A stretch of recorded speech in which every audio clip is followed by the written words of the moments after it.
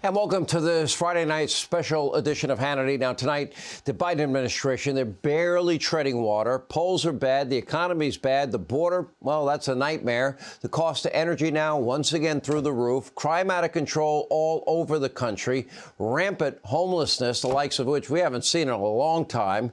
And the president can barely string together a coherent sentence without assistance. And Biden's weaponized Department of Justice, well, they've lost all credibility.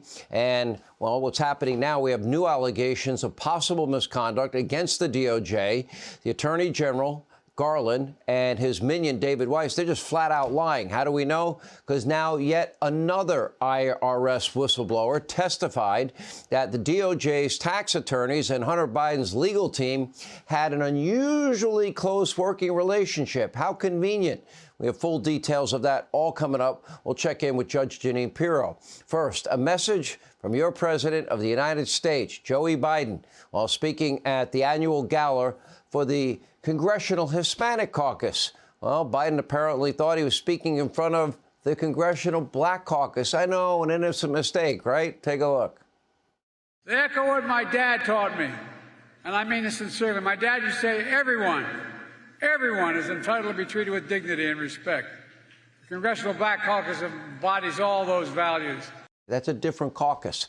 Anyway, just a little confused. In fact, he's been a little confused pretty much all week. His short-term memory loss is becoming a real problem. That's a problem for the country and for the world. He's at a fundraiser. He tells the exact same story, not once, but twice in just a matter of minutes, word for word.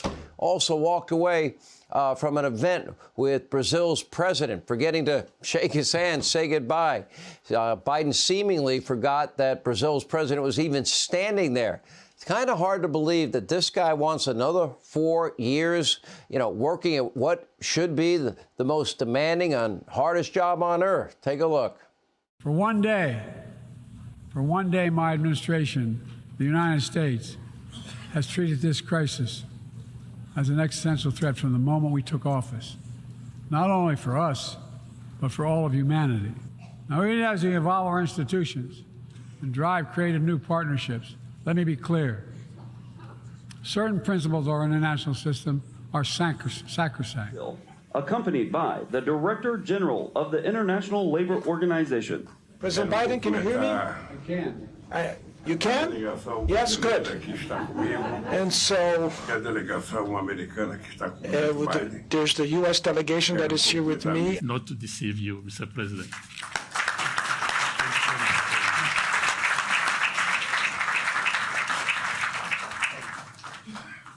No nation can be truly secure in the world if, in fact, we don't stand up and defend the freedom of Ukraine from the face of this Russian brutality and aggression. We finally beat Big Pharma. I've been fighting it since I've been a young freshman.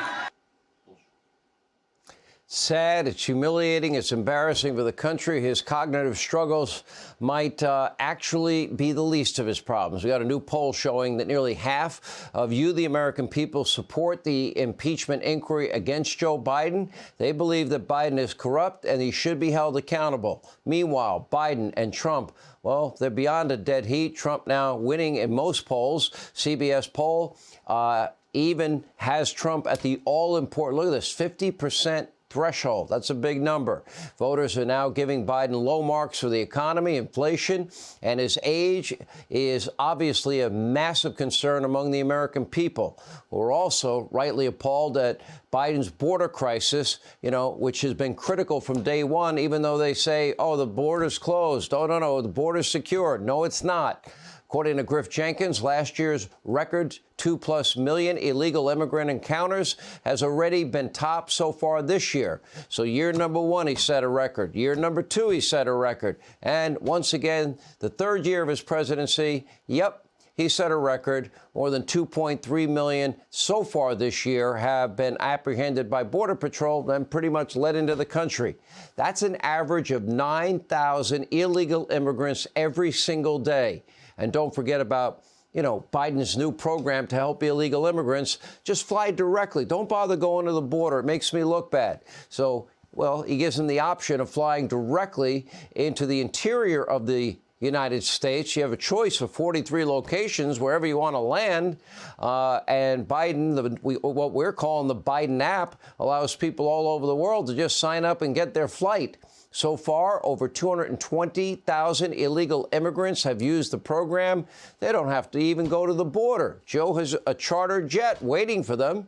No background checks that we know of. No health checks that we know of. Are they going to be able to house themselves? Are they going to be able to afford health care? Are they going to be able to afford food and water, clothing? Are they going to be able to afford anything? What about our school system? They ready for that?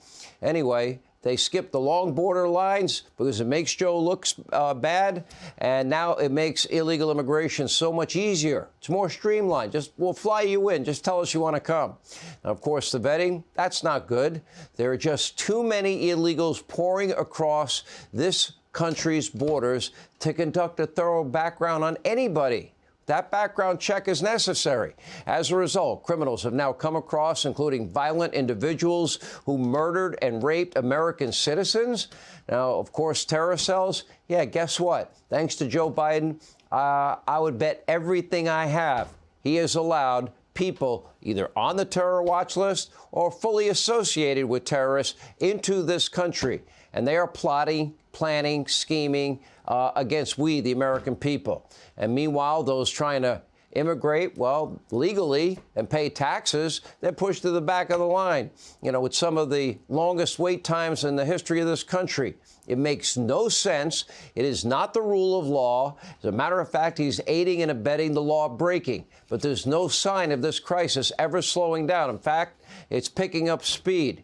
Biden could reinstate the stay in Mexico policy. He could use the economic levers to force the Mexican government to control their own border.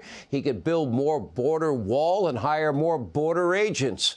But instead, well, you ceded all control of our southern border to Mexican cartels. Now, remember, he employed a similar tactic in Afghanistan when he allowed the Taliban to conduct all security outside the airport, right outside their walls. Did that make sense? No, because we abandoned Americans behind enemy lines. We abandoned our allies behind enemy lines. And where's the border czar, Kamala Harris, as VP? You appointed her to that position over 2 years ago. And, apparently takes finding solutions to this crisis, talks about it regularly, but he doesn't come up with anything. During that time, the crisis only got worse. So naturally, Biden rewarded her with a new mission. Oh, she didn't even make it to the real border where the problem is. He was down there once for just a couple hours. He didn't see where the problem was either.